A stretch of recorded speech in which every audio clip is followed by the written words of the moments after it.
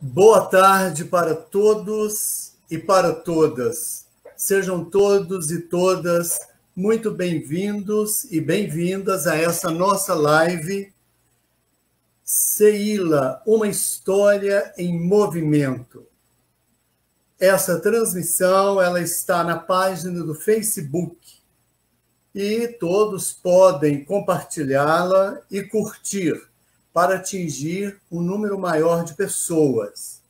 Depois da transmissão, essa página vai para o canal do YouTube. Bem, é com alegria que nós fazemos essa live hoje. Eu quero começá-la com uma estrofe de uma canção popular das comunidades, que diz o seguinte: muito tempo não dura a verdade, nessas margens estreitas demais. Deus criou o infinito para a vida ser sempre mais. Bem, eu tenho certeza que Heródoto, o grande historiador grego, e o Papa Francisco estão assistindo a essa live.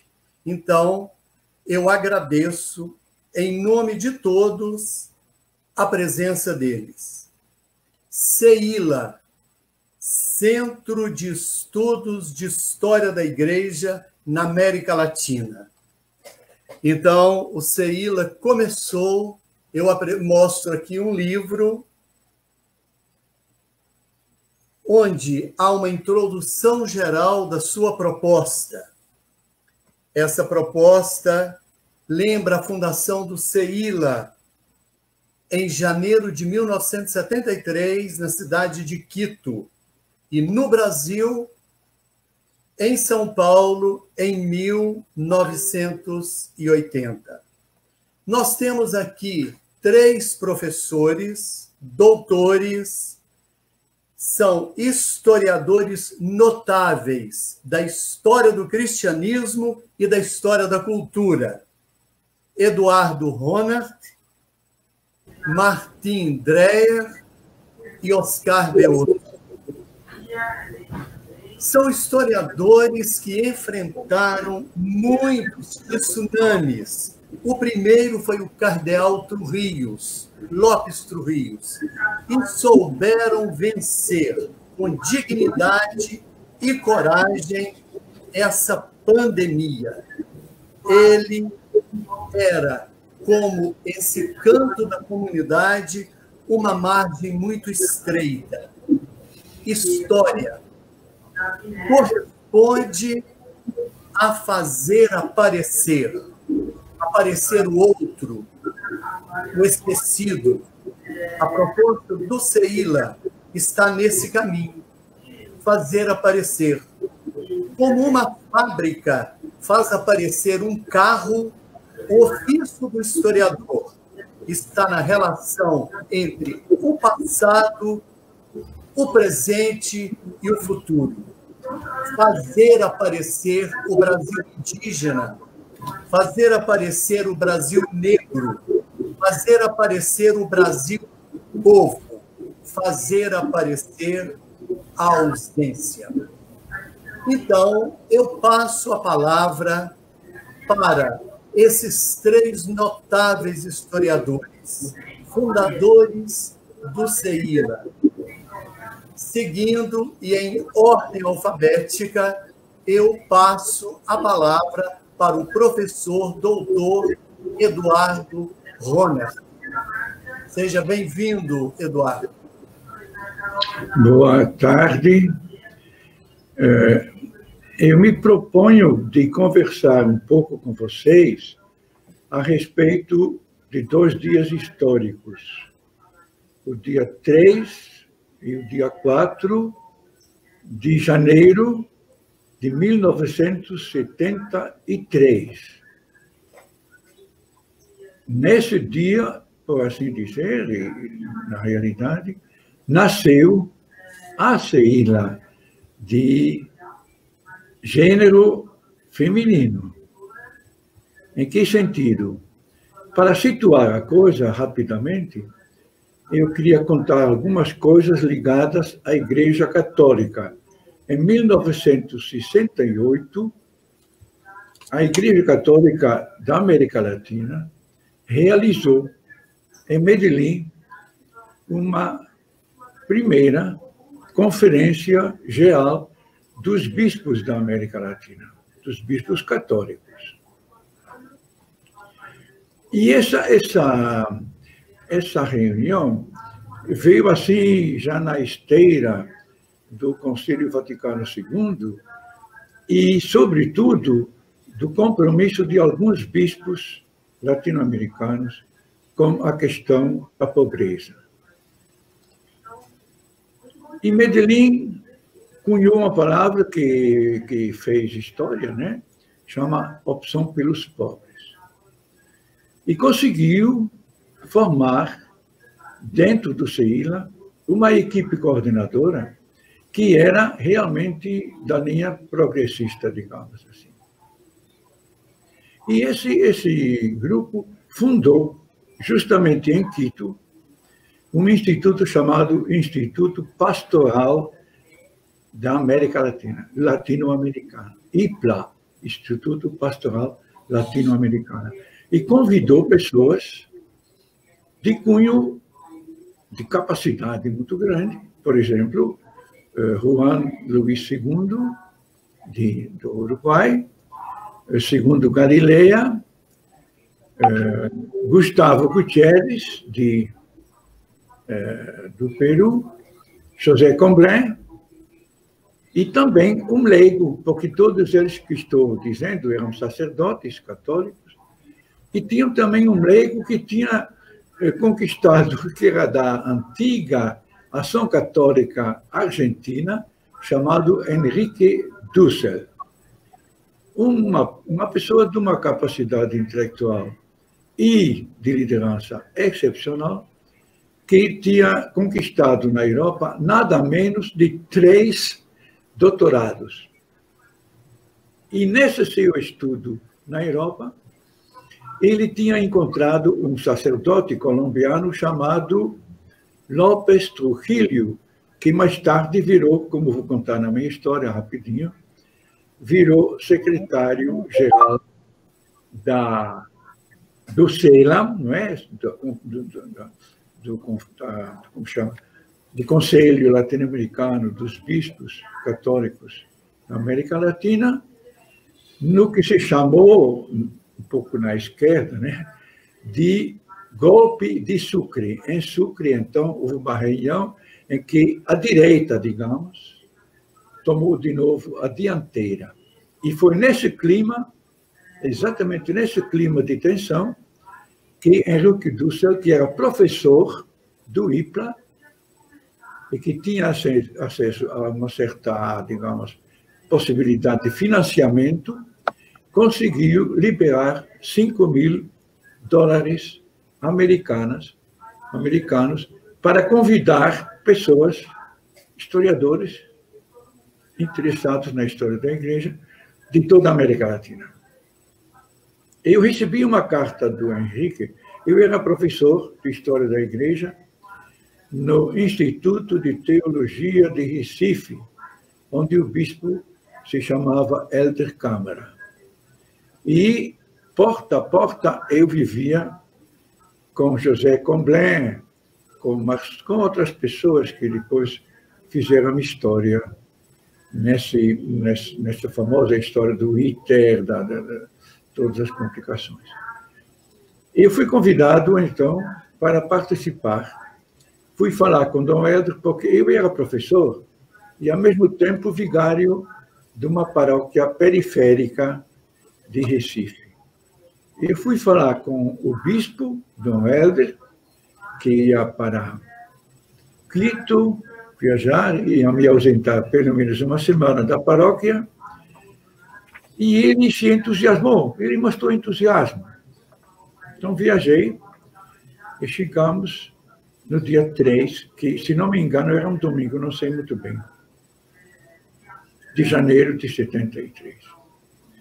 Agora, aqui tem uma questão típica eu diria até paradigmática da história, nos documentos que existem sobre esse dia, se diz que estava presente o Monsenhor Lopes Trujillo, estava presente o representante do arcebispo, cardeal de Quito, estava presente representante do CELAM.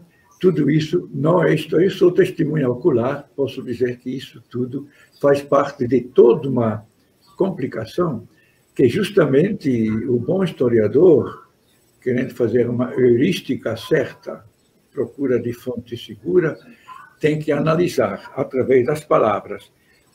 É o seguinte, como o clima era muito quente, muito tenso, Henrique Dussel, que não era só um bom filósofo, um bom historiador, mas também um homem muito ágil na política, convidou Monsenhor Méndez Arceo, bispo de Cuernavaca, no México.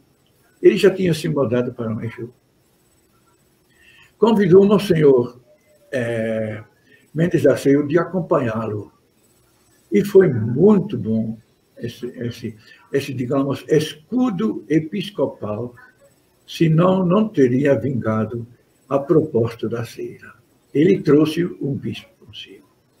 E nos reunimos, e eu tenho até aqui, para quem interessar, eu tenho até uma foto histórica desse encontro, não sei se dá para ver alguma coisa.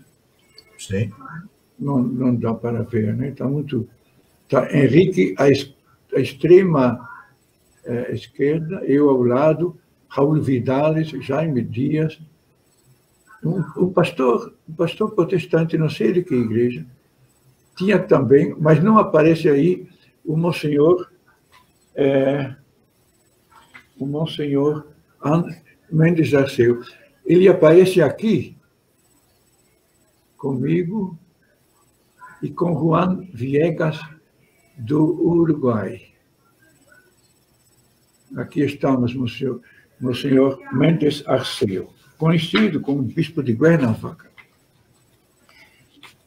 Não tinha, pois, representante do episcopado presente, mas no fim da tarde, quando Henrique, que tinha sido colega de Méndez, de Lopes Trujillo, na Europa, quando Henrique terminou quase, lá para as 5:30 da tarde, irrompe na sala o Monsenhor Lopes Trujillo, recém-eleito secretário-geral do CELAM.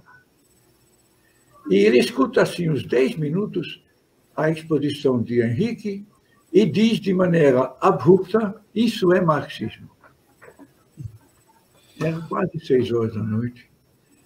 E isso causou, evidentemente, um impacto. Nós percebemos imediatamente que ele ia torpedear, matar no berço, digamos assim, a Ceila.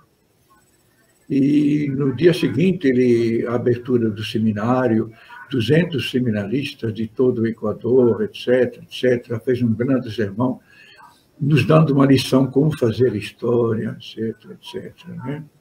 E nós ficamos muito deprimidos, voltamos para a sala, inclusive era a sala da Conferência Episcopal do Equador, voltamos para a sala, sem saber o que fazer, e de repente Méndez Arceo disse a Jaime Dias, nosso secretário, sacerdote da Colômbia, ele disse, vá para um cartório da cidade e manda registrar Ceila como entidade civil. Na realidade, seria já um centro, né? Mas eu sempre uso, já disse a você, Ceila como o artigo A, assim, né? Mas vá para a cidade, manda registrar. E nos primeiros documentos, durante muitos anos, aliás, da Ceila, funcionou isso, registro, número tal, cartório, número tal, Quito, Equador. De um lado, quando fomos para a Secretaria do IPLA, não tinha mais, evidentemente, não tinha mais os $5.000, ficamos pobres, mas livres. E eu não sei falar sobre a repercussão no Ceilão e no episcopado latino-americano. Só sei que Henrique, nos primeiros anos, sempre vinha com o escudo episcopal. Monsenhor lá de Chiapas, o bispo de Chiapas, o bispo dos indianos, sempre vinha com com algum bispo ao lado. Temos uma foto tirada, se interessar, não sei, tirado lá do nosso segundo encontro, que foi em Chiapas. Não sei se dá para focalizar.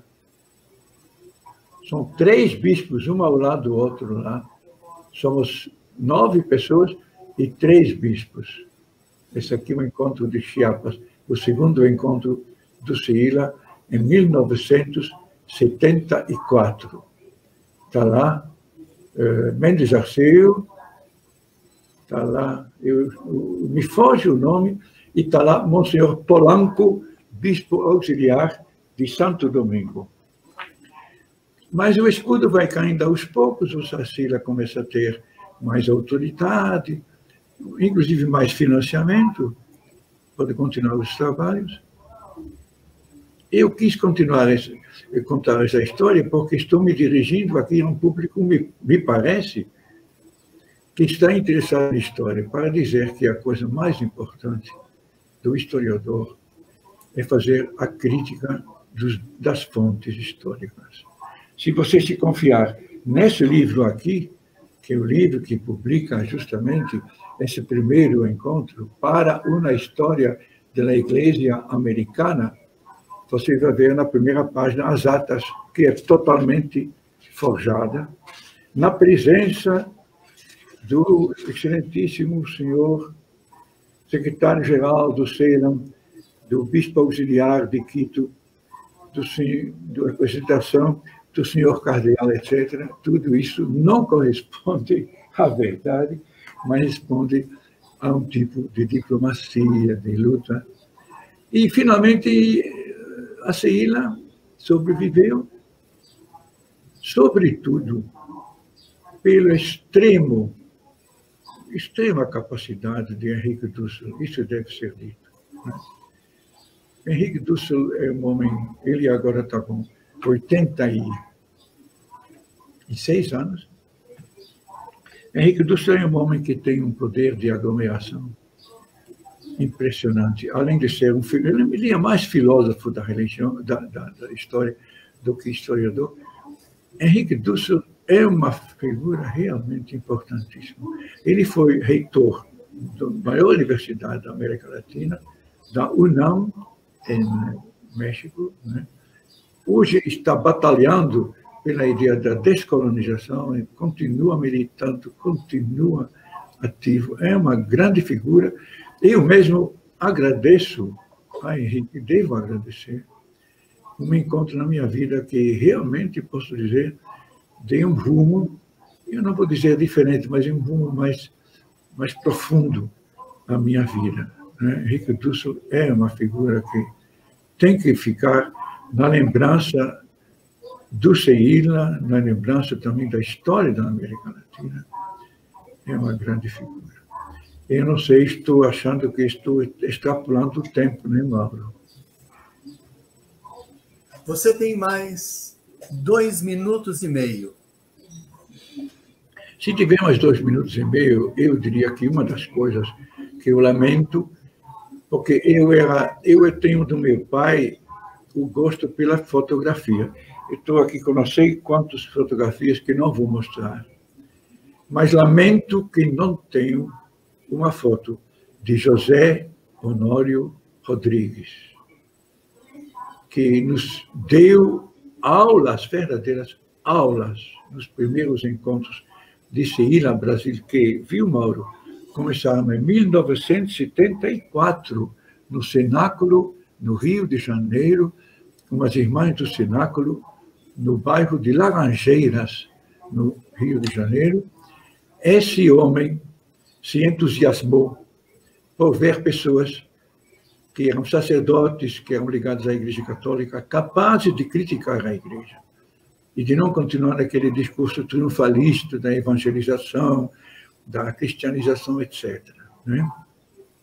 José Honório Rodrigues é um entusiasmado pela CILA, colaborou muito na formação. Nós, da primeira, que é um pouco pré-história para José Oscar e para Martin, a pré-história significa para eles 74, 75, Rio Landoise, não é? Marina Bandeira, Beno Brod, de São Leopoldo, mas outro de São Leopoldo, tinha outro de São Leopoldo também. Então, nesses primeiros anos, nós éramos discípulos de José Honório Rodrigues, que nos orientou, nos mostrou caminhos, nos ajudou a fazer metodologia, foi fundamental para nos formar nessa coisa. Né? Então, a última coisa que eu queria dizer é a colaboração de historiadores leigos, que não devem ser explicitamente cristãos, na elaboração da história, é fundamental. Um exemplo que é o Boris Fausto, né, que nos ajudou também. Eu visitei com José Honório, com José Oscar, eu visitei a casa de Boris Fausto e sei também, com o entusiasmo dele, de ver sacerdotes interessados em formar uma história mais crítica da Igreja Católica no Brasil. Há também outros nomes. Tem o pai do Chico Buarque. Eu fui para Sérgio Buarque de Holanda e vou dizer, ele dizia a mim, eu não tenho muita coisa a colaborar porque não falo muito de religião. Foi isso que ele me disse. Mas o que mais recebi de acolhimento foi José Honório Rodrigues, depois Boris Fausto e alguns outros, né, que a memória agora me escapa. Viu? Muito obrigado pela atenção de vocês. Muito obrigado, Eduardo. Eu quero mostrar para todos também essa publicação do Eduardo, A Grande Marcha da Humanidade. Isso é da história popular, né? Que seria popular. É uma iniciativa posterior, de 78, 79, é posterior.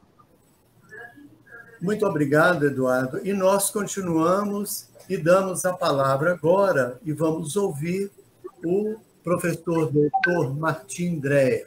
Eu aproveito e mostro aqui também uma publicação dele, A Igreja no Império Romano.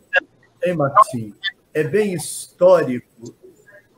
histórica essa sua contribuição.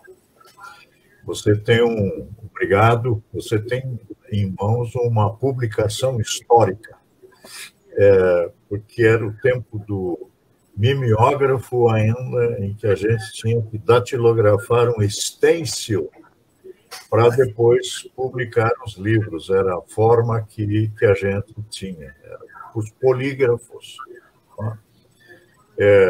Esse material está incluído hoje no meu livro A História do Povo de Jesus, uma leitura latino-americana.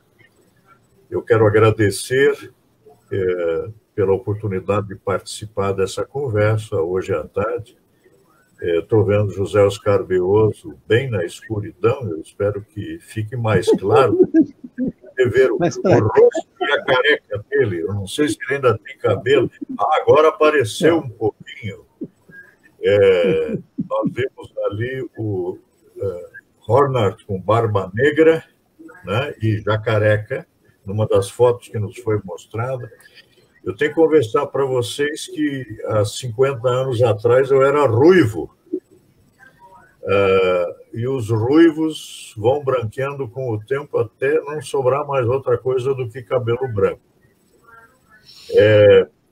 Eu sou brasileiro, gaúcho, descendente de imigrantes alemães. luteranos, o primeiro grupo não católico a se fixar definitivamente no Brasil. Então, é outra carga. Em 2024, a gente vai estar lembrando 200 anos de história do povo luterano aqui no Brasil. Eu concluí meu doutorado em teologia na Universidade de Munique, com concentração em História da Igreja, em novembro de 1975. Eu retornei para o Brasil e fui ser pastor numa paróquia luterana. E já na Alemanha eu havia recebido correspondência de uma pessoa que eu não conhecia, que havia sido professor no seminário teológico da Igreja Presbiteriana em Campinas e que havia se mudado para São Leopoldo porque em Campinas se fazia uma limpa inspirada no senador norte-americano McCarthy, e havia no Brasil comandos de caça a comunistas dentro das diversas denominações protestantes. E o nome dele era Klaus Maria Rainer van der Grijp, e ele me mandou materiais aí sobre a fundação de um grupo de história da igreja que havia se criado. Eu não conhecia nenhuma das outras pessoas que eram ali mencionadas e me convidou a participar do grupo. Eu, no momento, estava envolvido com a conclusão da minha tese de doutorado. Mas, ainda na atividade na paróquia, foi em 1976 ou 1977, que Van der Grijp retornou para a Holanda, de onde ele era natural, e eu fui convidado a participar de um encontro lá na Avenida Nazaré, em São Paulo, na Faculdade de Teologia Nossa Senhora da Assunção. E ali eu fiquei conhecendo pessoas como Hugo Fragoso, João Fagundes Hauck, Eduardo Hornart, Riolando Aze e José Oscar Beoso. Quando eu apresentei a minha tese de doutorado, Beoso logo sumiu e foi fazer uma cópia xerox, porque era a época que a gente estava de juntar os materiais. E eu era um protestante no meio católico. E logo no início, eu, guri novo assim, que não tem muito respeito pelos mais velhos, como o Eduardo, que é 25 anos mais velho que eu lancei uma pergunta. Vocês não estão escrevendo uma história da igreja? Vocês estão preocupados com a história da Igreja Católica. E eu disse, olha, desde o Vaticano II mudou um pouquinho o conceito de igreja para os católicos, tanto como eu me entendo, que igreja é o povo de Deus. Uma afirmação luterana que vem já desde o século XVI. Porque no Brasil a gente estava acostumado a ouvir assim nas manchetes dos jornais, a igreja está reunida em Itaici. E isso era o velho conceito medieval que igreja está ali onde está o Papa ou os seus representantes. Igreja não era o povo de Deus, né? Porque o modelo conciliarista tinha sido banido, né? E igreja era aquela instituição hierárquica. E então, eu acho que o que eu pude contribuir mais dentro de Seila foi essa briga por um conceito mais amplo de igreja, né? Perguntando sempre que eclesiologia está por trás dessa história de igreja que nós queremos escrever e que a gente pretende. Ali em 1976, 1977, eu ainda era um irmão separado, para usar a linguagem do Vaticano II. Mas, aos poucos, nós que trabalhávamos a questão da história fomos nos chamando de irmãos, né? Isso foi muito bonito, essa forma aberta assim, das conversas. Eu me lembro do dia que eu passei para o Eduardo Horner um livrinho de Lutero que eu havia acabado de traduzir do latim para o português, De Captivitate Babilônica Ecclesiae Preludium, do cativeiro babilônico da Igreja, um prelúdio. É um livrinho que este ano está completando 500 anos da sua primeira edição e que é a briga de Lutero contra a doutrina dos 7 sacramentos que vai levar à sua exclusão da Igreja Católica. E Eduardo, na época, reage escrevendo um artigo, Lutero, um teólogo que pensa a partir do povo. Foi muito interessante. Então, nesse intercâmbio de histórias, isso era importante. Em 1978, eu fui convidado a assumir uma cátedra de História da Igreja na atual Faculdade Zeste, então Escola Superior de Teologia, na cidade onde hoje resido, São Leopoldo. E eu fui procurar por materiais sobre história da Igreja no Brasil.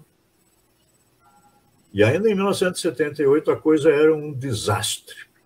A gente tinha aquele livro do Calmon, Brasília, Catedral do Brasil, era uma história da Igreja Católica no Brasil. O que a editora Vozes publicava aparecia América Latina como um pequeno apêndice. Bettenson e outros autores ingleses que haviam escrito e haviam se traduzidos para o português liam a história do cristianismo a partir das Ilhas Britânicas. Então, o umbigo do mundo eram as Ilhas Britânicas. Então, muito devagar, a gente teve que começar a procurar com os outros, e eu fui descobrindo nas conversas com o Rauch, com Beoso, com Horner, com Hugo Fragoso e outros, que história da Igreja no Brasil tinha que ser escrita a partir das raízes do povo. Já meu colega, na época de doutorado na Alemanha, Milton Schwantes, de saudosa memória, me tinha escrito um dia de Heidelberg, enquanto eu estudava em Munique. Olha, o pessoal está pensando história da Igreja de baixo, perguntando pelo povo. Isso é importante que na tua tese tu perguntes pelo povo luterano. Eu pesquisava, na época, a história dos luteranos que tinham vindo para o Brasil. Então, essa pergunta. E daí, de repente, na história da Igreja no Brasil, tinha cristão novo, com as tradições cristãs novas que tinham vindo de Portugal. E daí eu me lembrei que no Rio Grande do Sul, às 18 horas da sexta-feira, se acendia uma vela e colocava na janela para saudar o Shabat que vinha vindo. Não é? Que se criava o porco extensivamente, correndo em roda das casas, que se fazia linguiça e pendurava na janela para se mostrar que se era bom cristão.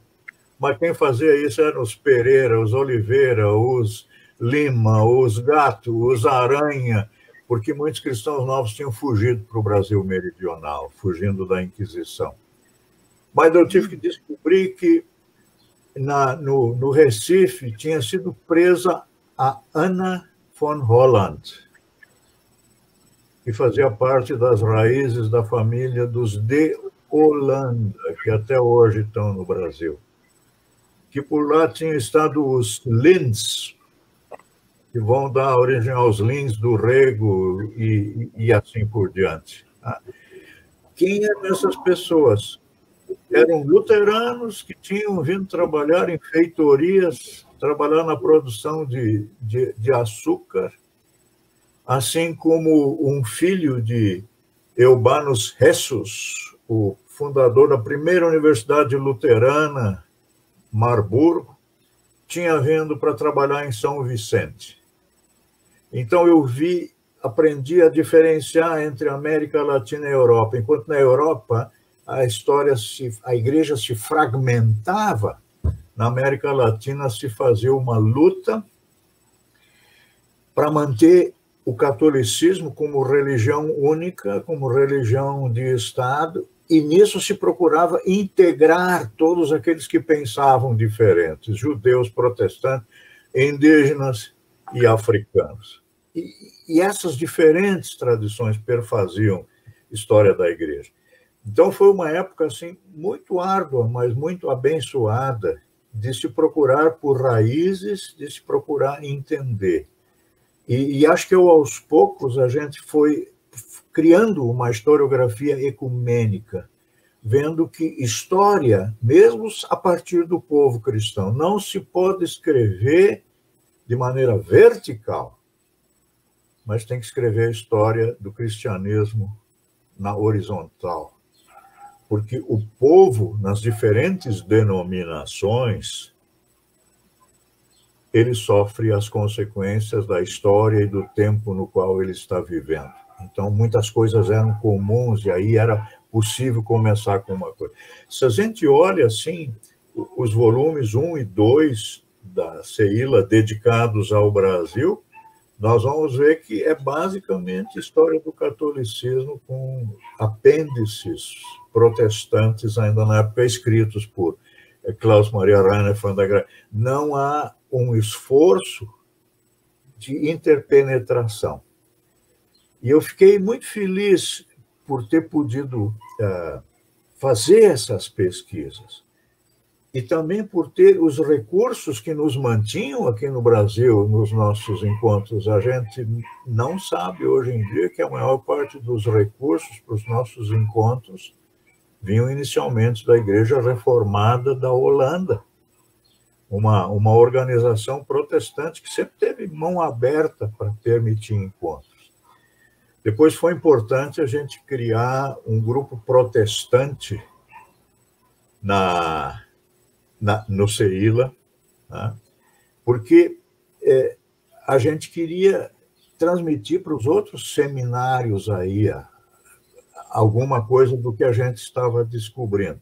E isso foi muito frutífero. A gente se reunia em Santo Amaro, na sede da Igreja Anglicana, ali. Então, com o bispo Sumio Takatsu, com Mendonça, né, professor entre os presbiterianos. Isso foi muito importante. Mas a gente teve que ir descobrindo o que era protestantismo no Brasil. No início não se levava a sério o pentecostalismo. Mas o pentecostalismo já na década de 70 era algo que a gente não podia esquecer, porque já começavam a surgir os primeiros pentecostais católicos, que era algo que tinha que entrar na perspectiva de quem fazia história do catolicismo no Brasil, né?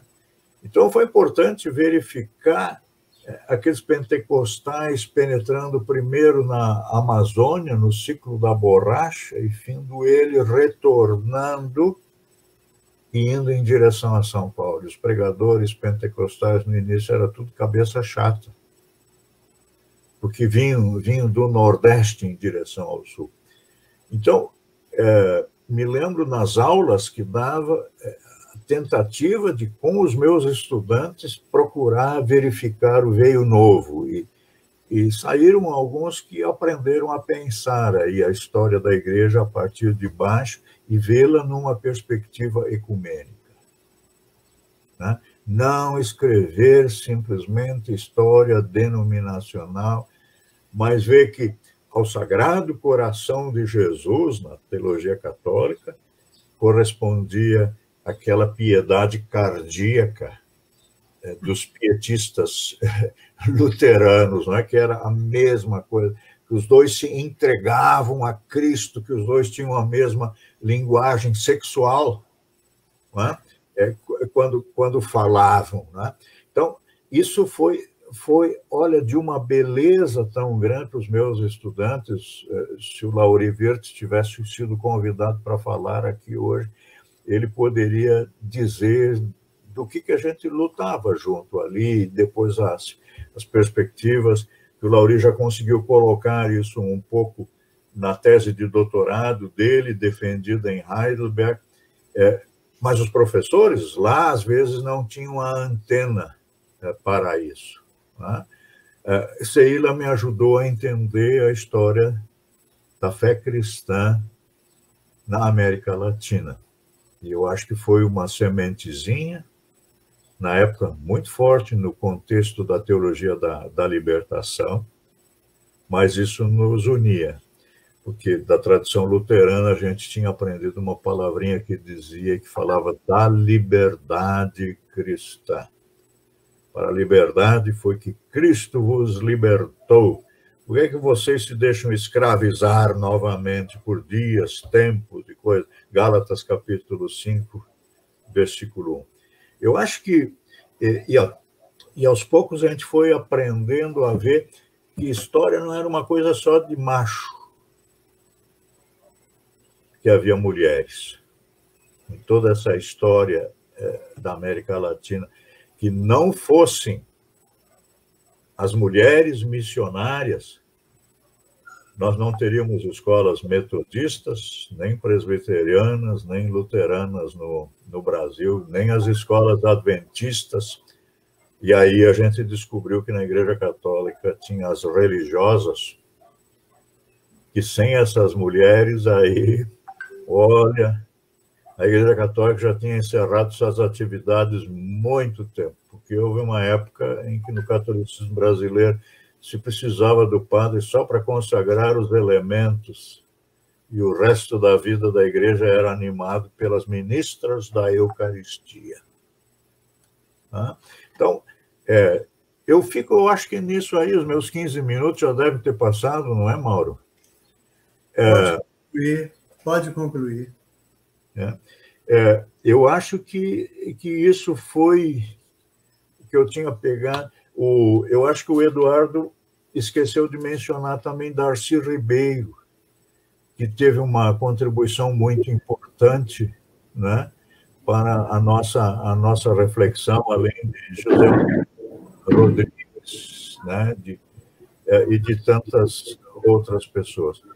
Eu acho que eu fico nisso aqui, depois do Beoso ter falado, talvez a gente pode entrar numa conversa frutífera, e um lembrando o outro. Eu admirava esse padre que vai falar agora, depois de mim, porque ele conseguia em São Paulo, CESEP, durante toda a semana, pegar ônibus, ir lá para Lins, para estar com o povo dele em Lins, voltava, segunda-feira estava em São Paulo, de novo, na terça viajava para a Europa para dar uma palestra, bom, até que um dia metade do rosto dele parou, e nós achamos que iríamos perder. A gente tem que agradecer a Deus por ter preservado esse homem, que a gente tem que dizer assim, que ele era, em inglês, um workaholic, e por isso produziu tanta coisa também, uma enciclopédia ambulante. Obrigado pela paciência. Obrigado, Martim, professor Martim Dreia. Nós vamos agora ouvir o professor José Oscar Beoso. Eu quero mostrar um trabalho dele também, A Igreja do Brasil no Vaticano II.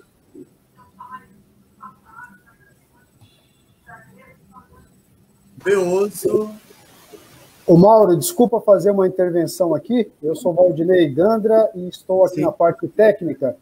O padre Beoso perdeu a conexão e, infelizmente, nós não estamos tendo contato com ele neste momento. Então, vocês podem tocar aí o diálogo, né? Fazer algumas perguntas, algumas conexões, porque ele perdeu a conexão, infelizmente. Eu gostaria de fazer um pequeno comentário. Ótimo, Eduardo. Para o meu colega Martim. Quando ele fala da igreja, do estudo horizontal e não vertical, me parece uma coisa absolutamente central, né? Mudar para...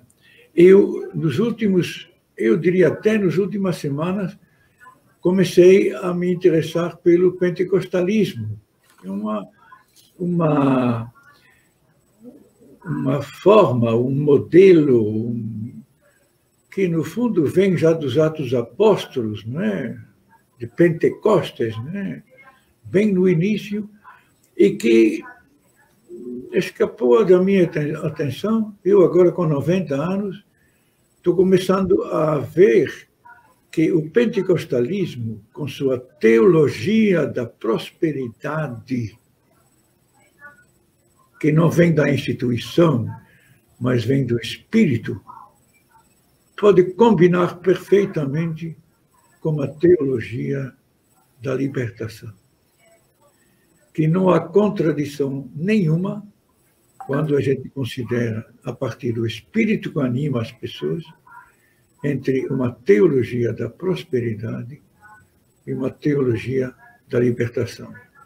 As instituições, muitas vezes, tomam a dianteira e abafam o espírito. Então, Martim, quando você fala de um estudo horizontal, você está abrindo o campo para esse tipo de estudo, que eu tive que aprender. Você tem toda a razão quando diz que nosso livro de 74, 75, ainda era uma história da Igreja Católica, sem nenhuma dúvida. Eu não sei, na minha colocação agora, eu falei de bispos católicos. Antigamente nem falava de bispos. Como se bispo católico era bispo. Não é? Nós temos que aprender isso na dura sorte, calmamente, com toda a aplicação e com muita humildade. Tá bom, Eduardo, muito obrigado. Parece que o professor Zé Oscar Beoso conseguiu retornar aqui. Então, eu passo a palavra para ele e, novamente, coloco aqui o seu trabalho fantástico, A Igreja do Brasil no Vaticano II. Pois bom, não, Beoso, então, boa tarde. É emoção ver aqui o Martin. Faz tempo que a gente não se encontrava, né? E o Eduardo. Eu devo muito aos dois, né, de estar metido na história. Então, eu conto só um pedacinho dessa história. Eu recebi uma carta em 73, acho. Eduardo convidando para eu fazer parte do grupo da CEILA. Eu não sabia o que era, eu conhecia Henrique Dúcio desde 66, ele fez uma palestra no Colégio América Latina e que me encantou, né, porque ele propunha uma leitura muito diferente da história, e eu lembro que causou, assim, o reitor lá do colégio, Van der Terre, ficou muito incomodado com o jeito de ele propor a leitura da história, muito diferente. Tudo. Eu fiquei muito entusiasmado, isso em 66. Aí Eduardo me convidou, estava em Lins, eu falei, como que eu vou entrar num grupo de trabalho, de estudo tão longe, eu estou aqui no interior e cheio de trabalho, né, na diocese. Falei, não vai dar. Só que aí aconteceu que meu irmão morreu num acidente de carro. Meus pais ficaram muito abatidos, muito.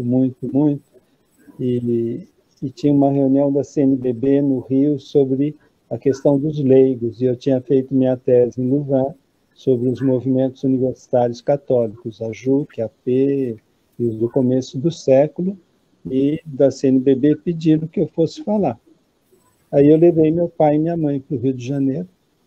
Nessa reunião estava Leonardo Boff, e quando acabou, ele falou, sobe comigo lá para Petrópolis, porque está tendo uma reunião da CI. Vai lá, você cumprimenta. Tem o Eduardo Horner, está o Alceu Amoroso Lima. E eu subi, eu avisei meus pais, estavam na casa de um tio, subi para Petrópolis. Encontrei todo esse povo na reunião, né? E aí, depois de um pouquinho, falaram assim, ai, que bom que você está aqui, porque o Rupert, que ia escrever o período da Primeira República, ele desistiu. Então, você pega e escreve isso. Eu falei, mas como? Eu estudei, foi aqui a JUC, tudo, nos anos 50, 60, 70, se for para pegar esse período. Não, mas não tem ninguém para fazer esse outro período. E aí eu caí nas malhas do Eduardo, que nunca mais me deixou, né? E aí eu fui para o Rio escrever uma parte que está lá no 76, está lá no volume 2, né? Sobre os indígenas, o fim do Império. Bom, fez uma outra traquinice. Ele coordenava a Ciila Brasil. E tinha o simpósio do Panamá, em 76, dos 100 anos do...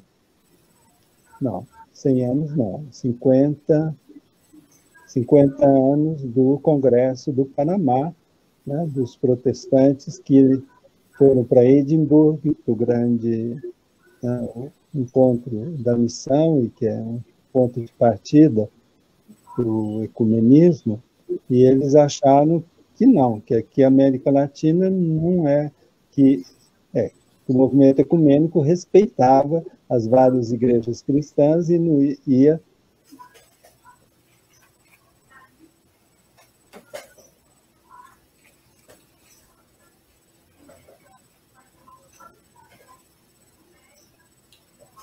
Beoso, o som.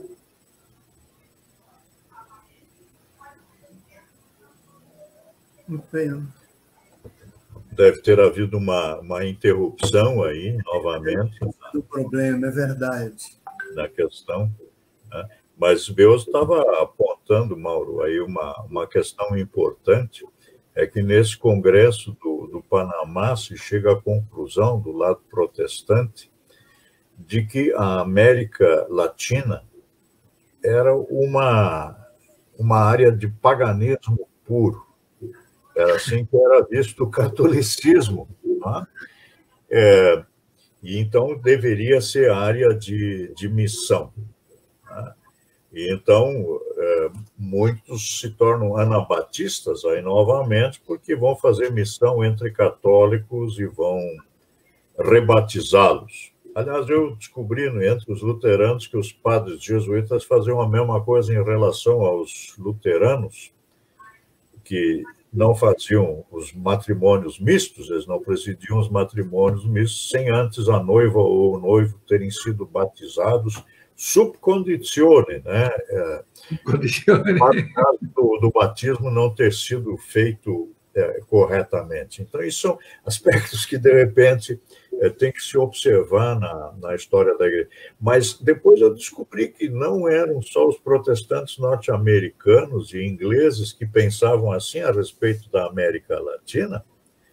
No encontro com Johannes Meyer, da Universidade de Mainz, um missiólogo importante que contribuiu muito conosco, eu descobri que os franciscanos que são mandados para o Brasil, que primeiro vão para o norte e nordeste, né, e depois, porque começam a morrer que nem mosca lá por causa do calor, vão se estabelecer em Santa Catarina, de onde vão sair os Boff, os Arns e outros franciscanos importantes, que eles, quando mandam cartas para a Alemanha, vão escrever que aqui no Brasil isso é puro paganismo, quer dizer, não entendem o catolicismo popular que existe aqui, que isso aqui é infernal, então tem que lutar aí, toda a tentativa de restauração católica no Brasil, né, que foi feita por franciscanos e por jesuítas,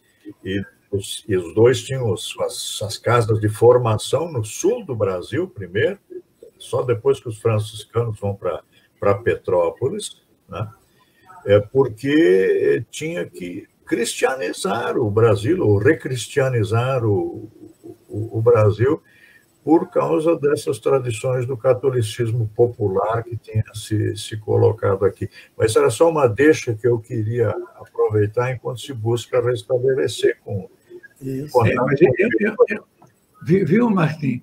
É uma deixa muito importante, porque, na realidade, você está tocando numa questão que pervade, eu acho que pervade toda a história das religiões, quando a instituição toma dianteira diante do espírito, não é? Porque o cristianismo, antes de mais nada, é um espírito que pervade o mundo, né? Não só as religiões, mas o mundo. Mas as instituições, por interesses vários, interesses por vezes inconscientes, não, toma a dianteira. A instituição, quando toma a dianteira, ela, por assim dizer, domestica o espírito, né? Isso acontece praticamente em todas as religiões, em toda a história, né? Sim. E para nós, assim... Para mim, eu fico sempre mais entusiasmado, desculpe dizer isso, com Jesus de Nazaré. Sim, que colocou isso de maneira absolutamente clara, né? É o Espírito, né? O Evangelho de Marcos começa com isso, levado pelo Espírito, né? E os Atos dos Apóstolos, nos primeiros 20 capítulos, citam 4 vezes o Espírito. É um Espírito, é uma maneira de sentir. Não é só o Espírito de uma forma espiritual, é um ímpeto, é uma rua, né? É um entusiasmo, é uma força que pervade o mundo e que nós chamamos cristianismo, né? Essa descoberta, posso continuar, Mauro? Sim, sim, claro. Me fez descobrir uma coisa muito importante em relação aos irmãos católicos no Brasil, né? Quer dizer, até o advento da República no Brasil, Roma não apita muito aqui no Brasil, né? E é na República que vai vir todo um esforço da Cúria, né, para fincar o pé aqui no Brasil. Já tem alguma coisa no Segundo Império, né? Mas eu digo, quem é que era o Papa no Brasil? Primeiro, o rei português, né, por causa do padroado e da Ordem de Cristo, né? Depois, os imperadores do Brasil. E quando Roma começa a tentar botar a colher aqui na igreja no Brasil, Dom Pedro II vai dizer que muito padre ensina o povo a pensar besteira, né? Exatamente. E aquele vovô de barba branca, bonito, com o qual eu me pareço, né? Mas ele vai impedir a entrada de ordens religiosas. Por exemplo, quando os franciscanos alemães e holandeses começam a chegar aqui, em Salvador, na Bahia, só tem mais um único franciscano, o grande mosteiro lá dos franciscanos na Bahia. Vamos volta, vamos deixar ele falar. Bom, tá bom. Só para dizer que o Martin tem muita razão. Nos diários dos franciscanos, nas cartas, mas não só deles, né? Dos outros que vinham, eles diziam que esse povo do interior, que eles visitavam uma vez por ano, de católico só tinha batismo. O resto não tinha mais nada, né? Então, que precisava catolicizar. Bom, vamos voltar para a Seila. Rapidamente, eu queria dizer uma coisa. Que o conceito, como Martin dizia, de igreja, o movimento ecumênico obrigou a alargar o conceito para acolher, né? E ter uma base lá no Conselho Mundial de Igrejas, mas que tem um momento decisivo, né? A Assembleia 48 em Amsterdã, 54 nos Estados Unidos, mas 61 a Assembleia foi na Índia. E aí tem quatro grandes revoluções naquele momento, né? Entra um bando grande de igrejas da África e da Ásia.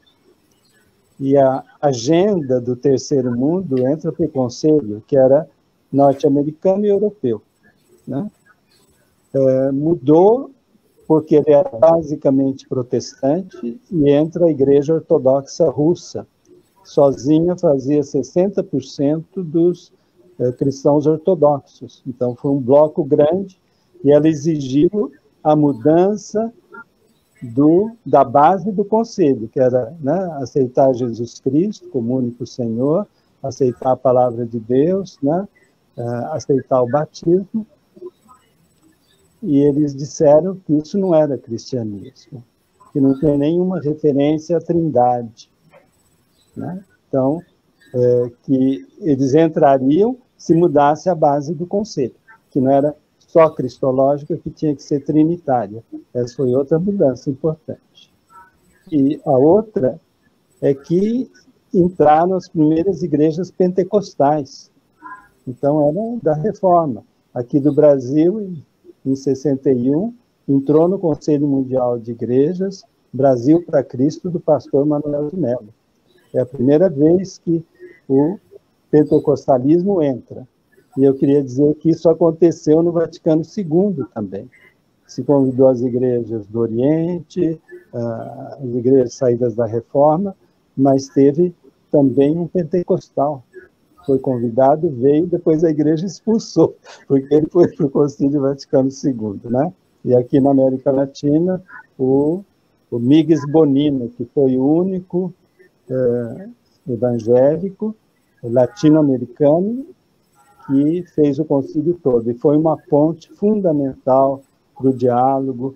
Então, isso para dizer um pouquinho. E outra convergência é que o concílio não só falou que a igreja é povo de Deus, mas que a igreja tem que estar dentro nas questões, né, da educação, do desenvolvimento, da doença, da guerra, da paz, né, que o lugar da igreja era no mundo. E em 66, em Genebra, teve a conferência Igreja e Sociedade. Então, foi uma convergência, e aí vai ter todo o movimento Igreja e Sociedade aqui na América Latina, com pessoas como Júlio de Santana, outros, né? E essa foi uma convergência importante, que confluiu em Medellín, né? Também a Igreja da América Latina colocou isso no centro. Em Medellín estava presente 11 pessoas de diferentes igrejas evangélicas, numa comunhão muito grande, que criou uma crise, porque eles pediram para concelebrar a última Eucaristia, e concelebrar, né?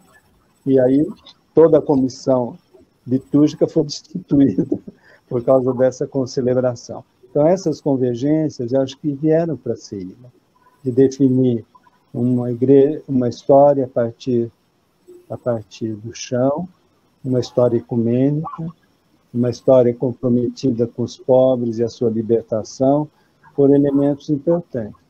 A gente ainda está no caminho para construir isso, né? Eduardo sempre insiste, uma história a partir do povo, mas feita com o povo. A CEILA Popular foi esse grande empenho. Eu vou assinalar 3, 4 coisas que eu penso que foi uma revolução na forma de fazer história. Primeiro, se deixou de fazer uma história eclesiástica. Isso era importante. Todas as histórias eram histórias eclesiásticas, de bispos, paróquias, devoções, mas não era uma história do povo de Deus e da igreja, não era da... A segunda foi romper com uma história, procurar outras bases para a história que não fossem histórias nacionais, né? Há uma identidade do mundo andino antiquíssima, né? Que está lá há 3, 4 mil anos antes, né? Mais antiga, mas eu digo assim, o que é o mundo andino, os cultos do sol, da Pachamama, tudo no Império Incaico. Então, a CEILA tomou isso como uma base para poder pensar a inserção dos cristianismos nessa coisa muito mais profunda, anterior, que vem das culturas indígenas, né? A mesma coisa se fez para o Caribe. E aí, claro, o Caribe é o lugar que impede que se pense o cristianismo como católico, né? o catolicismo é absolutamente minoritário em todo o Caribe inglês, no Caribe holandês, no Caribe dinamarquês, das Ilhas Virgens, no Caribe, quem mais que estava lá? Mesmo os holandeses, os franceses, que também os huguenotes podiam ter os seus engenhos tudo no Haiti e nos outros lugares. Então, quando fala assim, a raiz essencialmente católica da América Latina, é mentira no Caribe, né? A raiz é anglicana, é metodista, é batista, é luterana, é reformada lá nas Ilhas Holandesas. Então, o Caribe, acho que é chave para desmontar uma leitura que não é correta.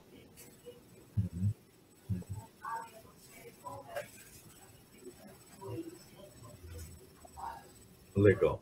Eu acho que eu estou metendo aí, Mauro. Assume o controle aí, porque nós tomamos conta de ti. Acho que muito importante foi Ceila conseguir contribuir para a universidade no Brasil. Isso é uma coisa que muitas vezes é esquecida.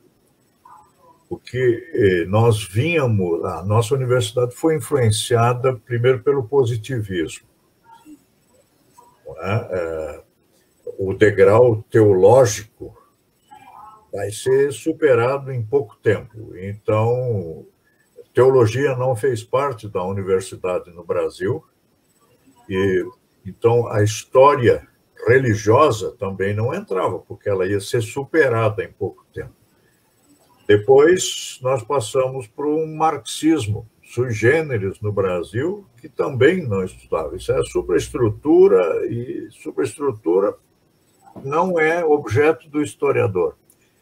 Eu me lembro quando eu comecei a lecionar, mesmo na Universidade dos Jesuítas, aqui em São Leopoldo, a Unicinos, no curso de História, quando me confiaram todo o mundo da imigração na América Latina para estudar.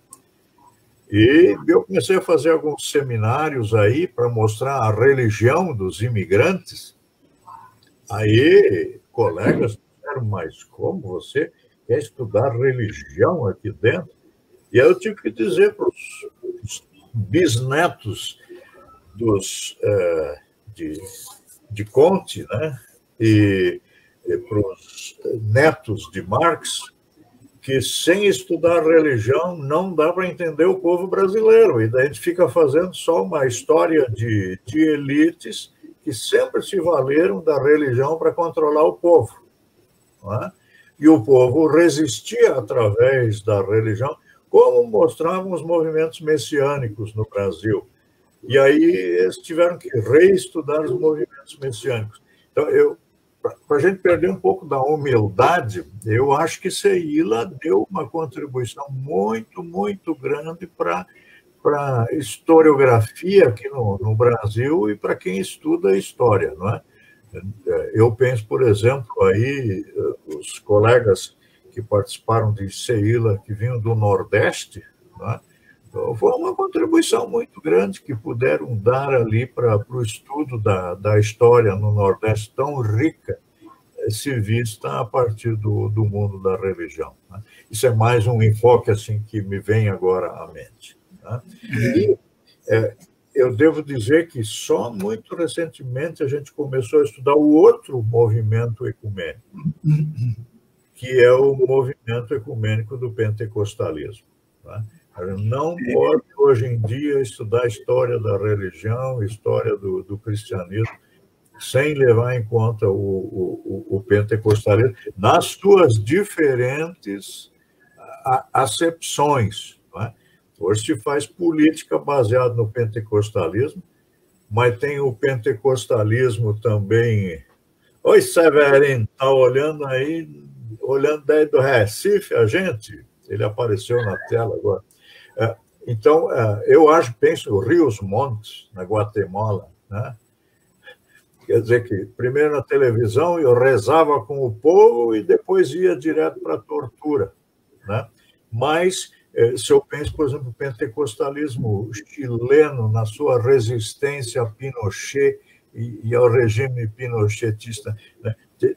Isso vai ter que entrar cada vez mais. Eu fico feliz que em grupos como a Igreja Assembleia de Deus tem surgindo hoje doutores em história que estão relendo toda a história do pentecostalismo. Então, eu acho que a gente pode descansar em paz, porque tem alunos e alunas da gente que pegaram a ideia e continuaram.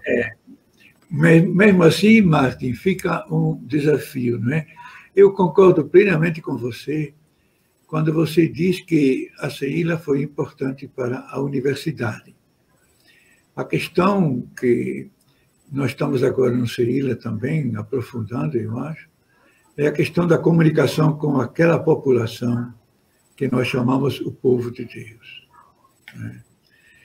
Esse problema da comunicação continua, e nesse sentido, eu concordo com você plenamente, o estudo do pentecostalismo é fundamental.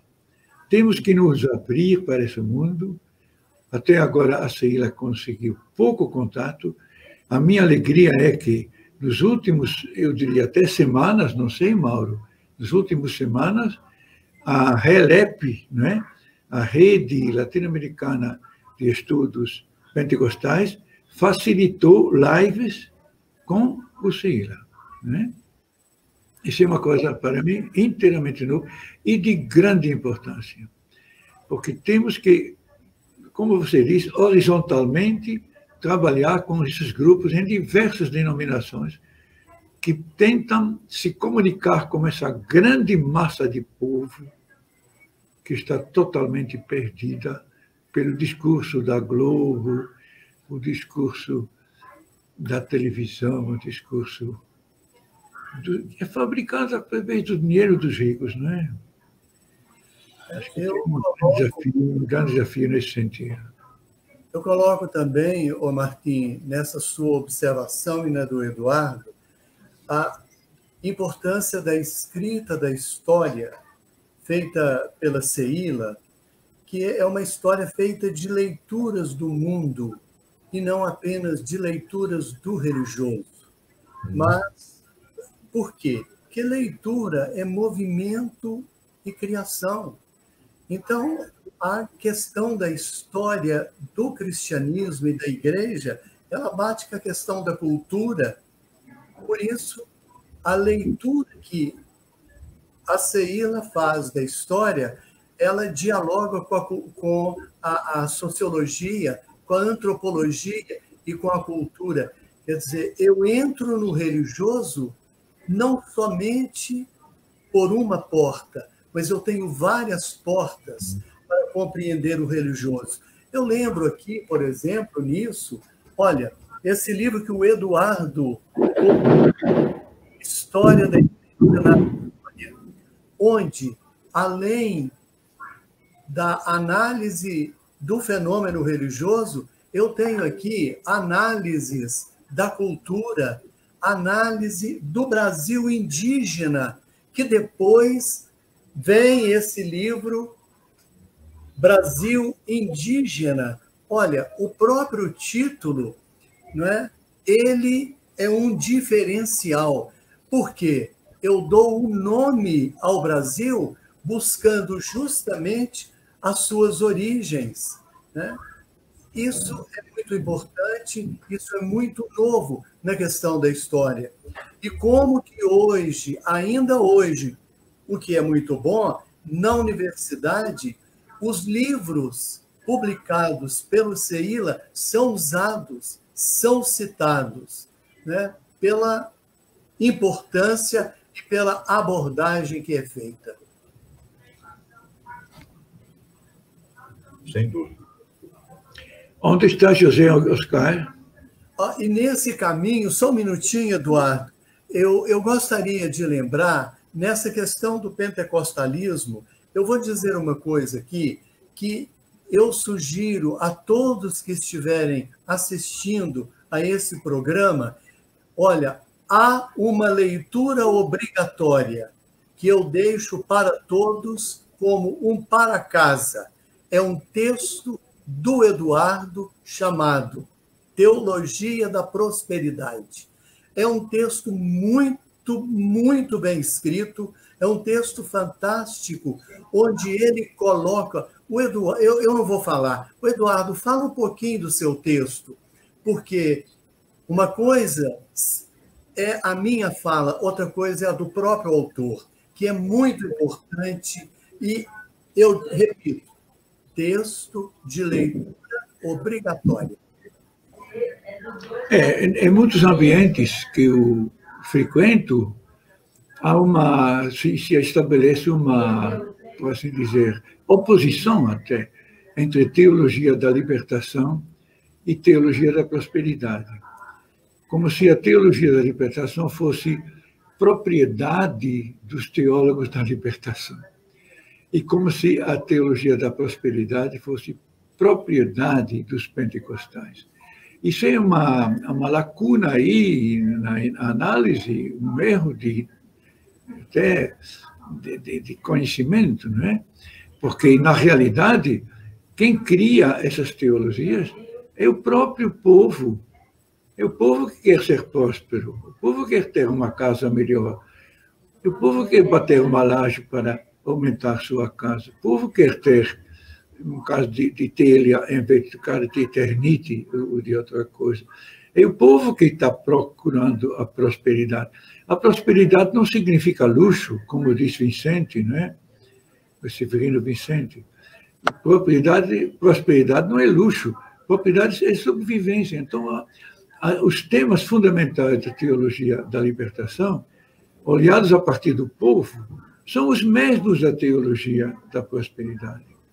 A questão fundamental aqui é a apropriação. É uma apropriação pela instituição do que eu chamei lá no meu trabalho de espírito, ou seja, dinamismo popular. Né? É mais nessa linha que eu trabalhei esse tema. Eu não sei como está a nossa questão do tempo. Infelizmente, né, nós não pudemos ouvir o Beoso com tudo que ele preparou, mas a riqueza das análises que foram feitas, né, Martim e Eduardo, eu creio que preenchem esse vazio. O nosso tempo, já estamos com 1h20.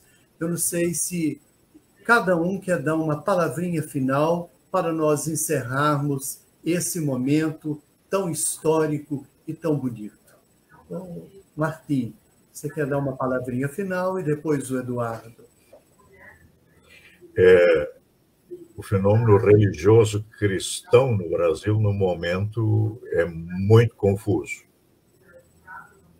E ele é confuso também por causa da polarização que existe no mundo todo, que torna muitas vezes impossível o dialogar. Eu vejo isso na Igreja Católica, na forma que as pessoas se referem ao Papa Francisco, ou aceitando ou rejeitando completamente. São os mesmos católicos. Tá? Eu vejo isso no mundo protestante, né? Um teólogo luterano que foi moderador do Conselho Mundial de Igrejas, Walter Altman. Ele é aplaudido por alguns e execrado por outros, chamado de herege e de ateu, né? Por causa das colocações dele. Então, nós estamos num momento muito complicado. Então, eu acho que, no momento, quando a gente faz história do cristianismo, a gente tem que voltar a perguntar pelo Cristo. E isso são coisas de que a fé cristã não consegue escapar. Eu me lembro as palavras do grande teólogo reformado Karl Barth, dizendo não claro frente ao nazismo. Isso precisa coragem. E aí vinha uma pergunta para sair da esfera do protestantismo cultural, da época do cristianismo cultural, a pergunta: quem é esse homem que no início está deitado sobre a madeira e no fim está pregado sobre a madeira, para usar a expressão de Bernardo de Claraval, né? Então, eu acho que é profundamente necessário uma reorientação, perguntando quem é esse Jesus de Nazaré, o homem que procurou fazer também a reforma em termos históricos do judaísmo e foi corrido pelo judaísmo. E me parece que a própria história da fé cristã muitas vezes é a história do correr com esse Cristo, né? Porque ele atrapalha. Então, eu acho que quem quer fazer a história do cristianismo tem que se perguntar profundamente também quem é esse Cristo, né? Ele mesmo faz a pergunta, né? E vocês, quem é que dizem que eu sou? Né? Eu acho que a gente não pode fazer história do cristianismo sem fazer história da teologia ao mesmo tempo. Seria a minha palavra final aqui, com a gratidão pelo encontro com vocês nessa tarde. Quem sabe mais adiante vamos fazer, se Deus o permitir, ou aqui no Rio Grande do Sul se diria, se o patrão lá de riba permitir, que a gente volte a se encontrar novamente. Muito obrigado, hein, Martim? Muito obrigado.